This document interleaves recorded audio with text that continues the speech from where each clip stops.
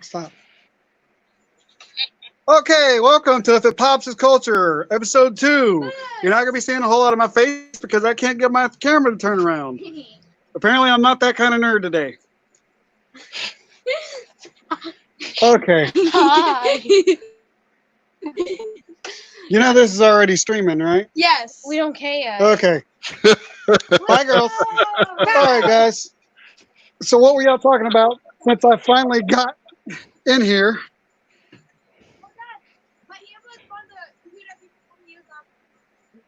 Yeah, I think like initially. What were y'all talking about since? Yeah, it's like me and John were talking about What's slasher that? films, and just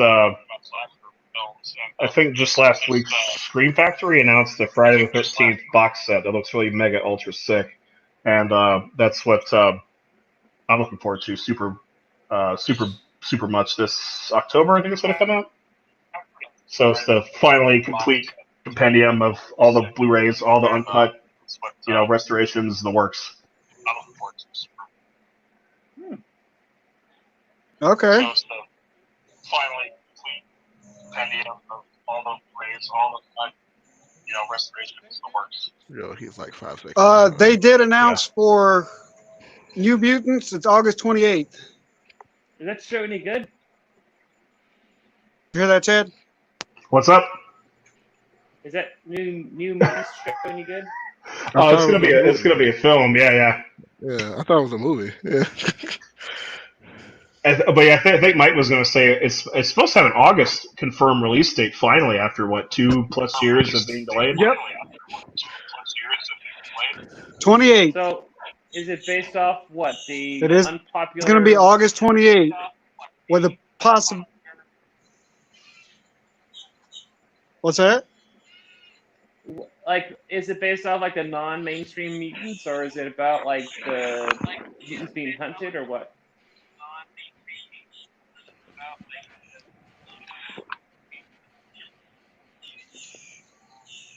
I actually don't know what it's about. It's supposed to be about I the know, Demon Bear storyline, I believe. Yeah, today's not a good day. Yeah, Melissa's in there. Somebody's supposed to Raina. Oh Lord, I couldn't even think of what FEV was earlier, people. I'm not having a great nerd day at all. Can't get my electronics to work. Can't remember nerdy stuff. Yeah. Stupid cat. So now I'm outside.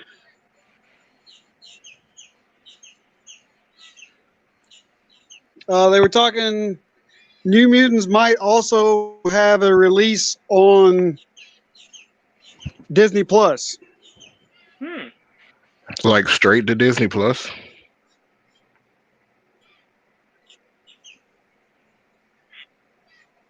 So that's a possibility. I don't know if it's going to happen, but they're talking about it.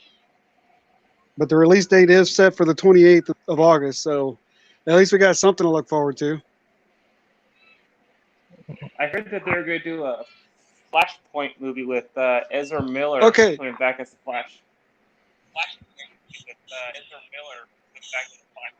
Yeah, but they've been working on that since 2018.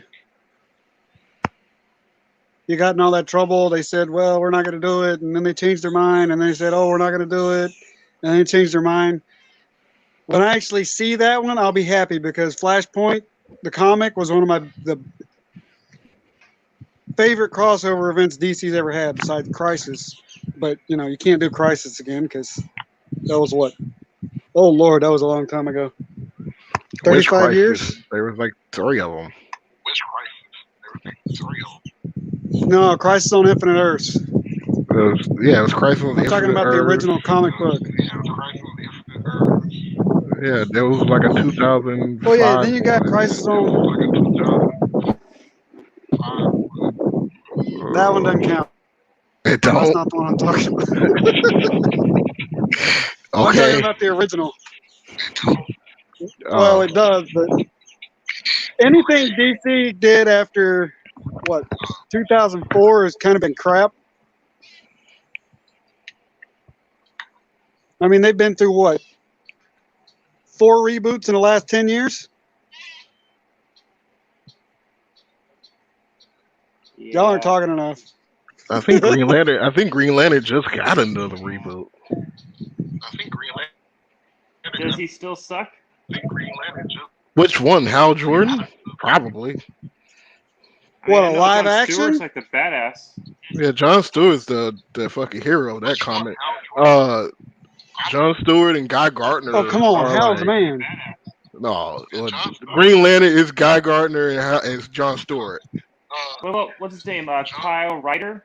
Yeah, Kyle Rayner was like. Oh, come on, Rayner. Yeah, Kyle Rayner was like everyone's hero.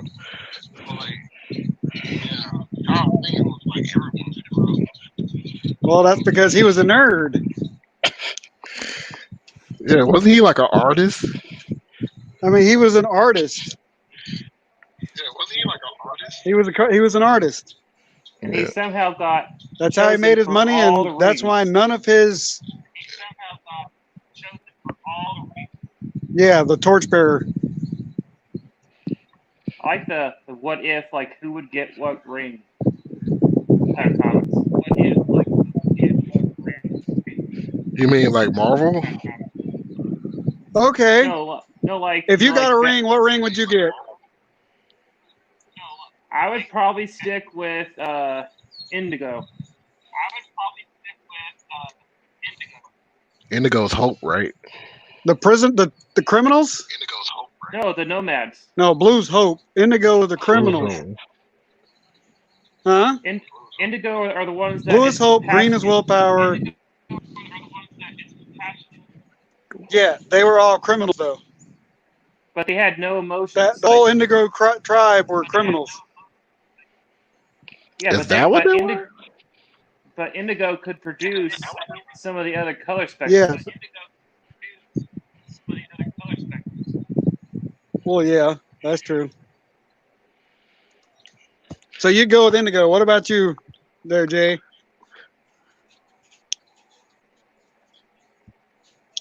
I'm thinking. Do you know, Chad, what you'd pick or what you'd want? I'm not pick you? Well, I'm not like super knowledgeable about all the rings, but I like was it Kyle Rayner, the White Lantern? He was cool. Yeah, White Okay. was life, right? White was life. Yeah, life, and then you got the black rings that are Which death. is death. Orange yeah. is greed or avarice. Orange was avarice. Yellow's fear. Red's anger. Rage. For me, I'd probably get stuck. Yeah, if it was me, I'd probably get stuck with a red or a yellow. I would like a green, but I know I'd get stuck with one of the other two. Especially working at Walmart. Oh, jeez. Oh, yeah. Are we missing a color? Wasn't there a pink? We're not getting into that. Yeah. Oh, yeah, sapphire. Sapphire. Because the star sapphires are actually ring bearers. Love.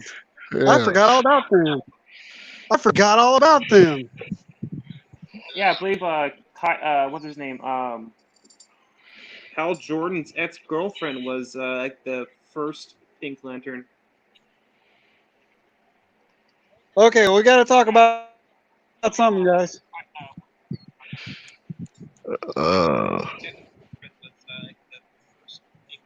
Yeah, Carol Ferris. I'm currently reading the. Dude, the Lantern Wars was weird. Okay, well, some I'm looking forward to is on the 31st. Umbrella.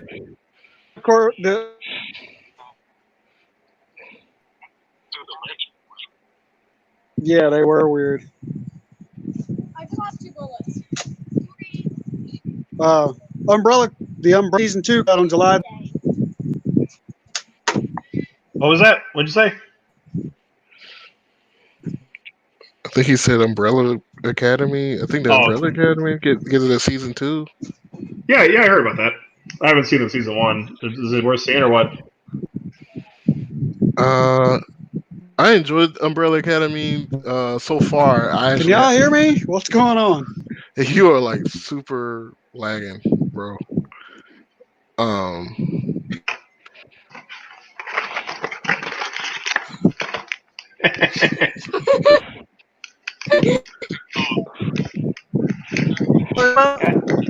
Yeah, is it a TV show worth watching? So season 2 comes out.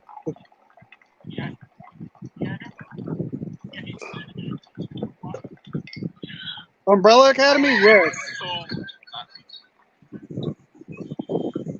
Isn't it like an 8-man or something? Something really pulpy in there. Go ahead, Jay. So yeah, there is he's like a large, big. I don't want to call him Frankenstein's monster, but that's his motive. Right? Okay.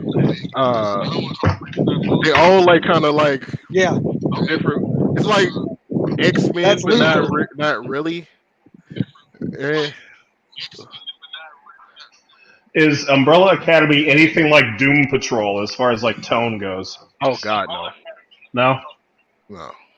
No. Doom Patrol's like, this is just my opinion, right? So Doom Patrol to me is like the out there extreme stuff. Where Umbrella Academy is more close to the chest, and you kind of hold it hard, and you're learning things that the characters are learning things.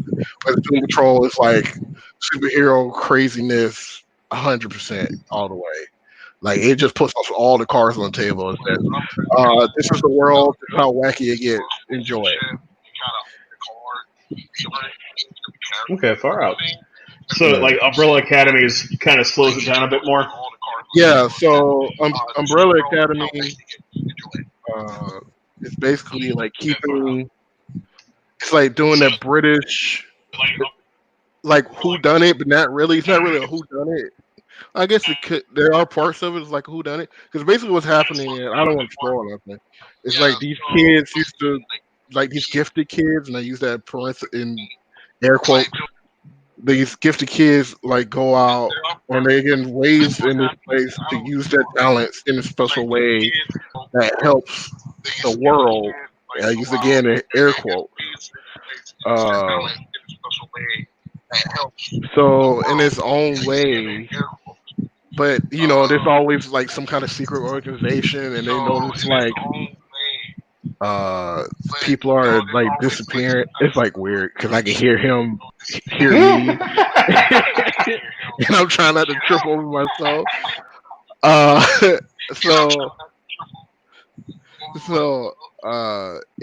It's very much like, hey, you're gonna learn things as a character. Learn things very much, and it's a little bit of a whodunit because the reason all the characters are there, the trigger point for all the characters showing up back at the academy is because somebody died. Okay. And then that's the trigger point for the story moving forward. And so far, I'm like on episode 5.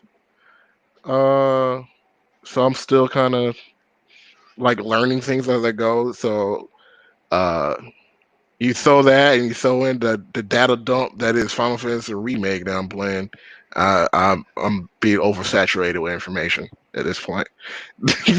So I'm trying to keep everything in its very own compartment as I go forward, but it's hard because you got work, and then you got an 80-hour JRPG, and then you got 3 Netflix shows, and then I got anime. So yeah, it sounds like my setup is I start something and then I get 45 minutes for an hour in, and then I do something else. Then you have it's like having a bunch of open tabs on your browser. It's kind of like that. Yeah, it's basically what my life is. It's just a bunch of open tabs. It's like, what am I going to do today? Oh yeah. Hey, so, do you like Final Fantasy VII Remake? Oh my God!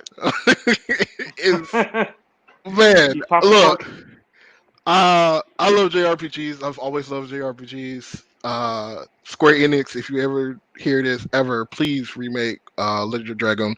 But uh man, the amount of love and passion that went into making this game as big as it ran as it did. I know why it took 5 years, 6 years for it to get back up to to what we got as a product this year. Um, Final Fantasy is a straight up love letter. If you loved everything about Final Fantasy VII, the original, it is cranked up to 10 in the remake. The battle system is more action oriented. It's very modernized. I know a lot of people don't like JRPGs because JRPGs has that trope of it's very turn based. It's very take your time, blah blah blah. Well, Final Fantasy always had an ATB system. Yeah. Back. Okay. Yeah. Oh, I'm he's gonna back. change my. Oh, not really. And I think we missed him. I think he's gone again. He's sort of like a ghost that like haunts us. Yeah, he kind of pops in and out whenever he does it, huh? He shows up and he goes, "Boo!" Yeah, nutty. Uh, but yeah. So Final Fantasy VII is like the ultimate level. Like I love JRPGs. Persona 5 is near and dear to my heart, and I didn't think anything coming out in the next 2 years would probably take that mantle away from it because I played 5 and bought Royale. Um, but man, Final Fantasy VII remake. Oh my goodness, it is. It's like 1A, 1B. I don't know which one to pick because they're just really good. Like aesthetically, it's aesthetically pleasing. The gameplay is fluid. There are little kinks and like with any game, there's little kinks and glitches here and there, but overall, it's a very solid game. If Persona 5 Royale is like a 9.5, then Final Fantasy Remake 7 is like a 9.6. It's literally what's the flavor of the month. Um, Did you happen to see there's going to be a new Shin Megami Tensei coming out on Switch? Yes. Look at God. Look at God. Listen here. Like you want to talk about classic JRPGs coming back to blow people away. SMT3 is hands down. I like that more than Persona 3. I liked it. I almost liked it more than Shin Megami Tensei 4, to be honest. I wish, and I also saw we're getting Shin Megami Tensei 4 for the Switch. And I was like, wow, Atlas is taking that survey because Atlas did a survey. I think it was last month. Atlas did a big survey. They put it out on Twitter. They put it out on all their Instagram, all their social media sites. And a lot of the questions were: would you like to see a port of this game? Would you like to see what games would you like to see remastered? What games, was your favorite of these games? What did you like about it? What didn't you like about them? And like not even a month later, we're getting Shin Megami 3 Doctrine remaster coming out next year. Then we drop a trailer and say, hey, we're gonna port, Shin Megami 4 to the Switch, so everybody can What are play. y'all doing?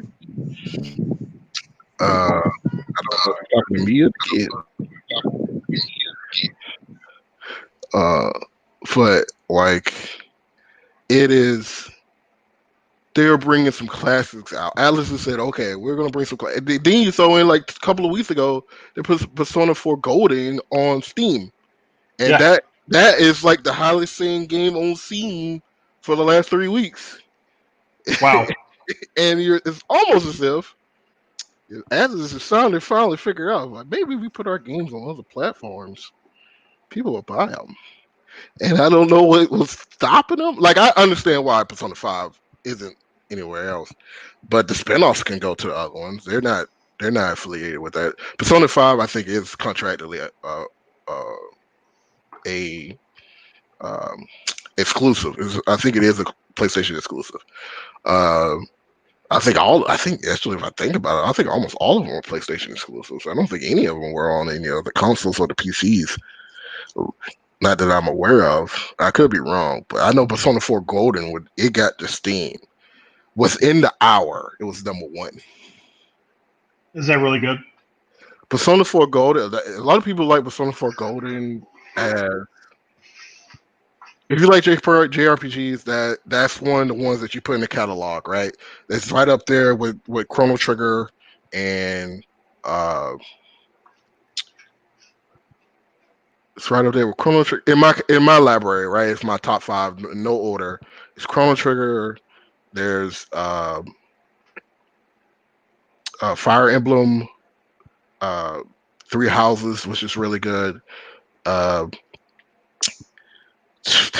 Which is a different type. It's tactical JRPG, but it's still JRPG. You got Final Fantasy VII, which is another classic that it's getting remade, and I think a Chapter 2 is coming out within the next couple of years. Persona 5 is in there. But a lot of people will change out Persona 5 to Persona 4 Golden. Not the original Persona 4, but Persona 4 Golden, because there was so much content. There's so many things you could do, and it didn't have too many restrictions on what you couldn't do, and it didn't do a lot of hand holding. Not as much as the other 2 Persona games. Well, other 4 Persona games did. Well, the original Persona game didn't hold your hand; it threw you into a pit and told you have good luck. But like 3 and 5 kind of held your hand through the first 2 weeks of its calendar, because it works on a calendar system. But in like if you want a JRPG classic that's easily accessible, easy to play, it then has easy, medium, hard modes, right? And I don't think the story changes for any of them if you pick any of those. So if you just want the experience, you can pick easy. If you want kind of a decent challenge, you can pick normal. If you want like hardcore, I ain't gonna call it Dark Souls, but you want hardcore, I got to use my big brain moves to get past this battle system, then you pick hard, But for me, like when I think JRPGs, it's Chrono Trigger, the Persona series, the Final Fantasy series, it's Fire Emblem, it's the Tales series. It was really good.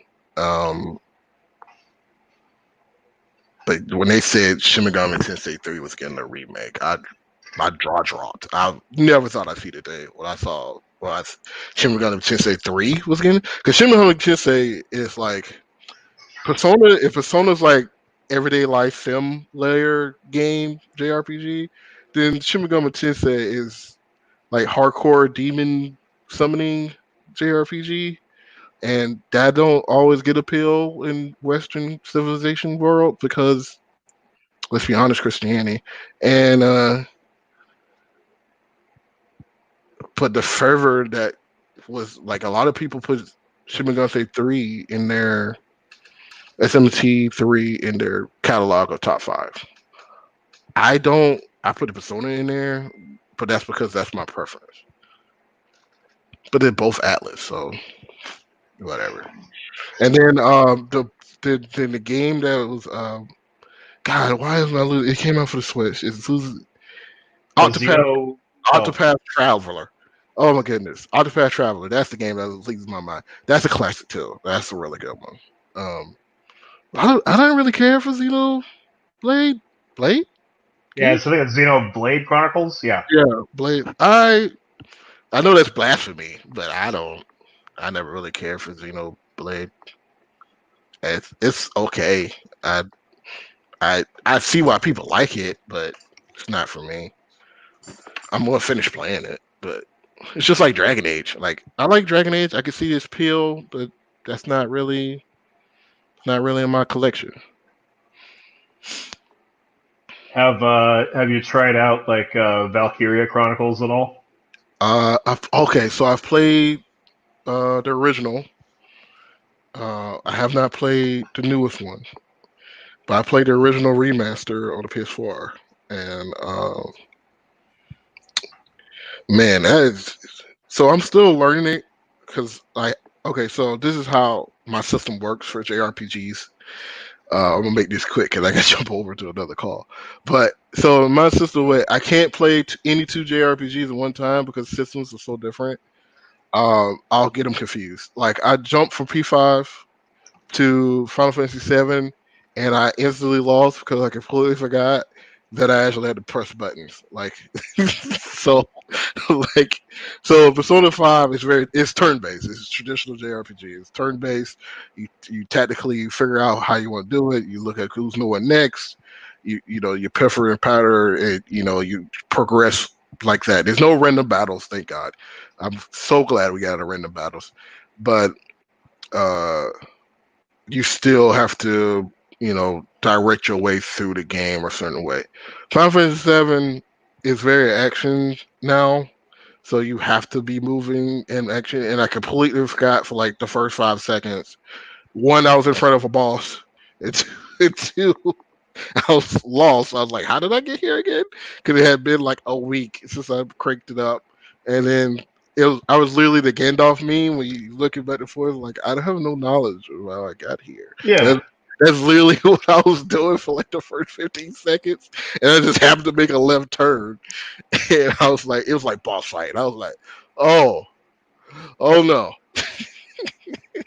So, and I instantly died because I completely forgot where I was supposed to be.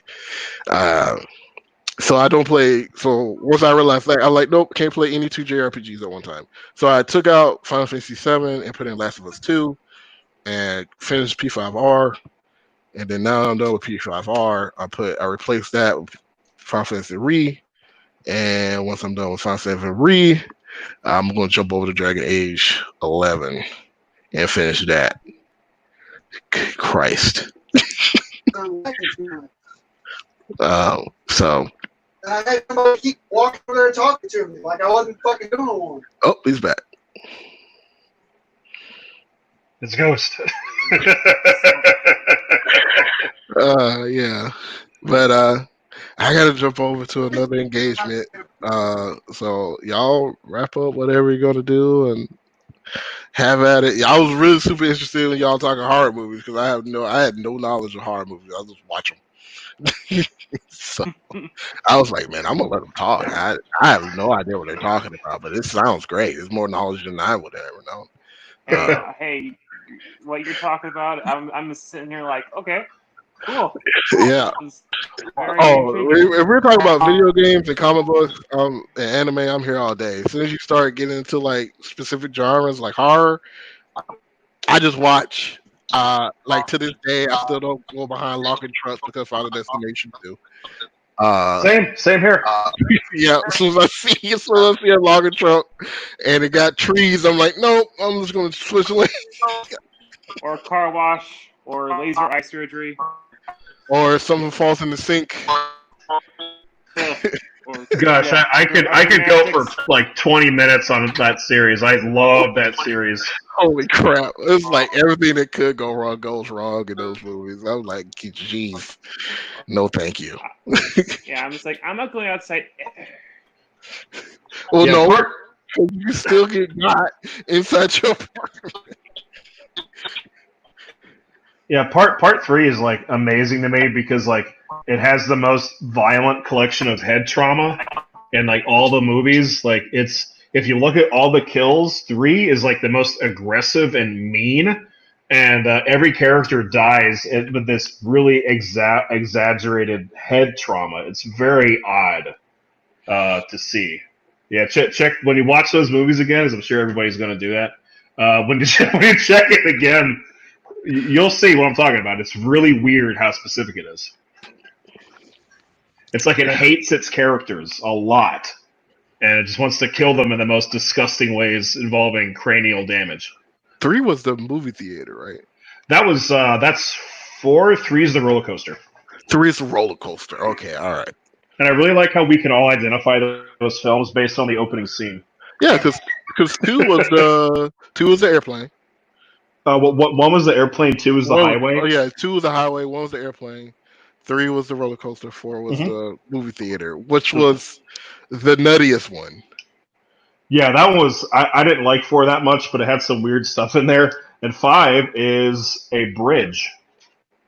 I never seen. Yeah, 5. I saw that, and like the opening scenes, like the coach gets melted by oil, tar, and then the main boy gets filled by pipes. I'm like, nope.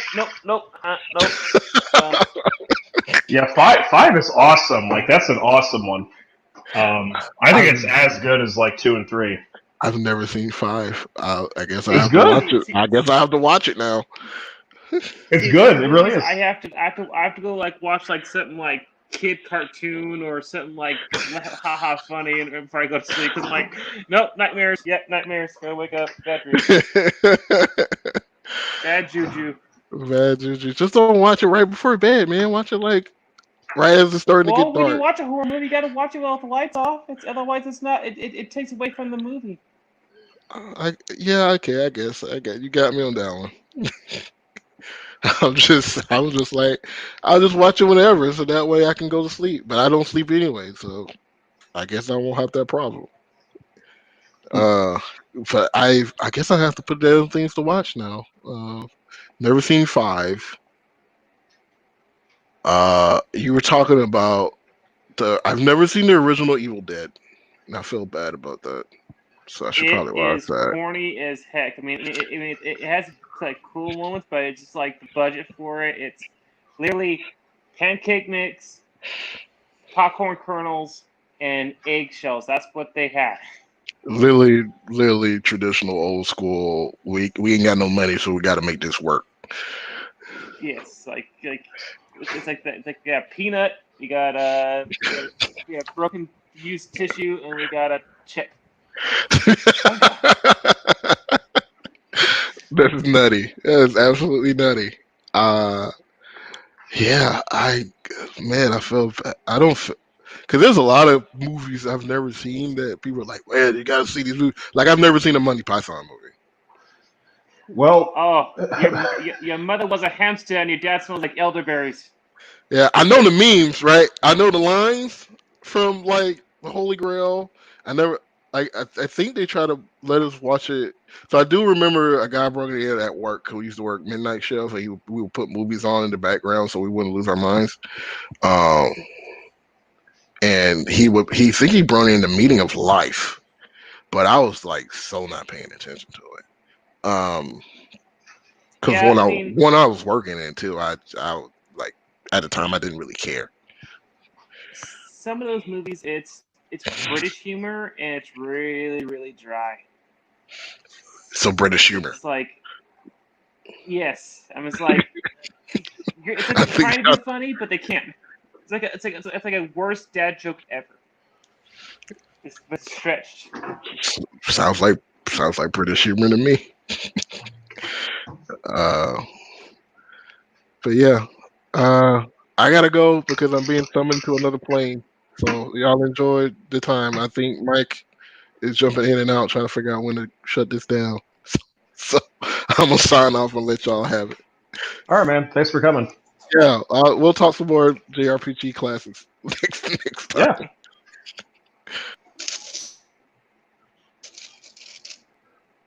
I remember getting in a conversation at the office, and it's like we couldn't figure out if the Monty Python films were better remembered or seen.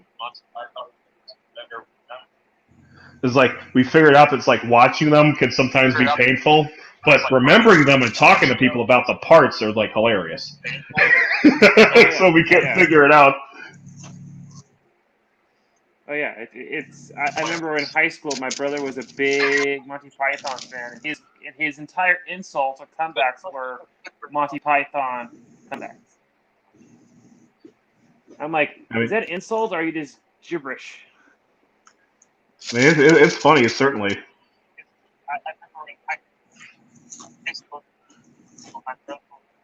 But yeah, it's there's a lot of good stuff in there. Yeah, I think I'd like another one. I like that we should try again with when Mike's able to join us. And he's probably hearing us, but I really much like him to be here too. Yeah, and it'd be more entertaining. It's like I feel his presence all around us all the time.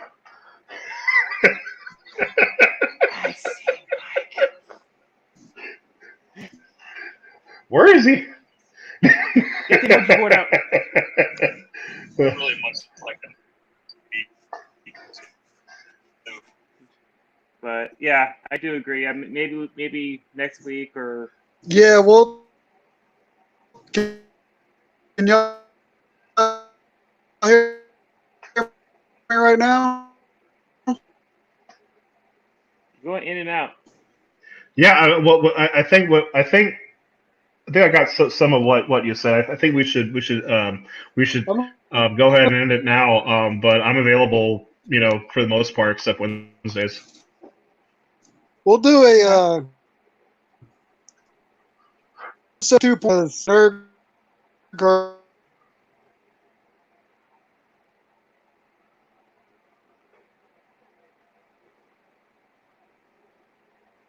It's like that opening from what's that song?